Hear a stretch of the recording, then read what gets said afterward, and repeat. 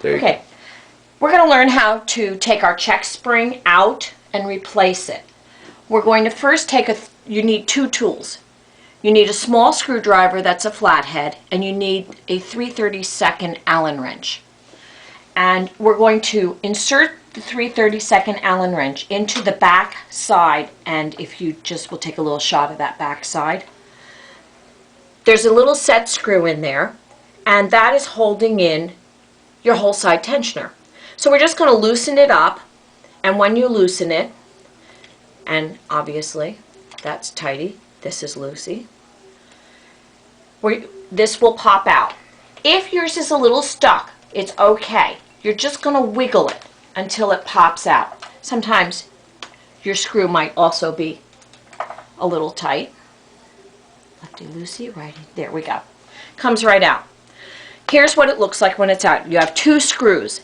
These are the screws that you have to remove in order to get your check spring out. But before you do that, you need to take each piece off.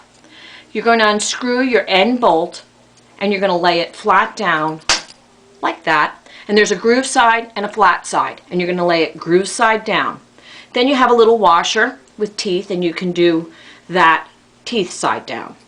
A little cone spring, wide side down. Then you're going to have three little discs. One has a little crossbar in the center that will go between the prongs of your tensioner.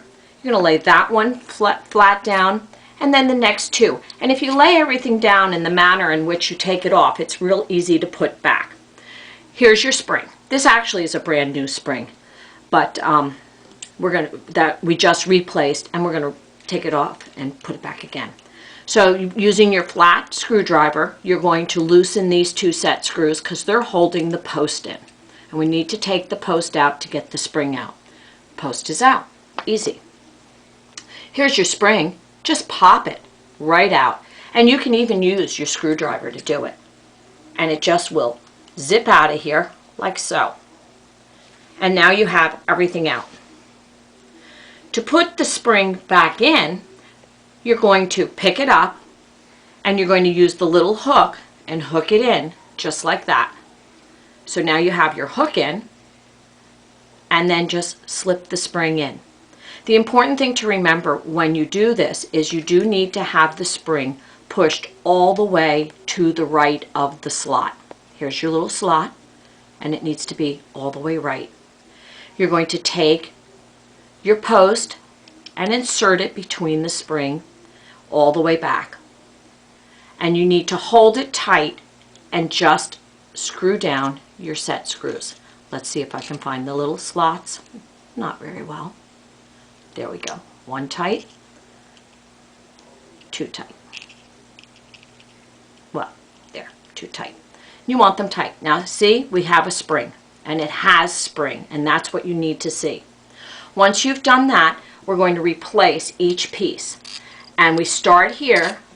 The concave part of this disc is going to be in the center, because remember, we're going to put our thread between those two discs, so they have to look like this. Then this one just fits right in, and you can tell because it's snug. Put your little cone spring in there, and you have a little slit. We're going to put this teeth side facing out, and then we're going to put the nut on, just like, well, you know, like that. Maybe. There. I usually just tighten it in a little bit. I like to, my rule of thumb is tighten in the nut just until it sort of gets to the edge. And that's going to be a good starting place for you to tension out your machine. Now we're going to just slide it back in. Now here's the important thing. When you slide it in, you need to have this spring slot only as far in as it sits flush with the side of your machine. And you want to position your hook, the high part of your hook, at right about 10 or 11 o'clock.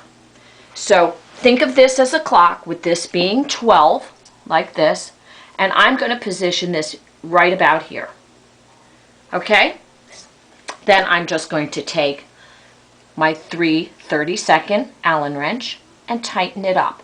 And when I'm tightening it up, I want to make sure that I'm just flush with the machine. And you sometimes have to kind of just wiggle it a little bit. Now here's what's going to happen if you get it too far in. If it's too far in, your spring is actually going to rub against the side of the machine. And on this particular machine, that was the problem.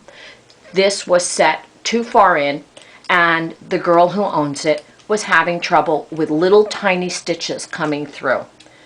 So we needed to put a new check spring in, and it has a nice spring to it, and then put this in. And that's all there is to it. So now you've checked it out. And you're going to then tension it out once you put some thread in. That's how you do it.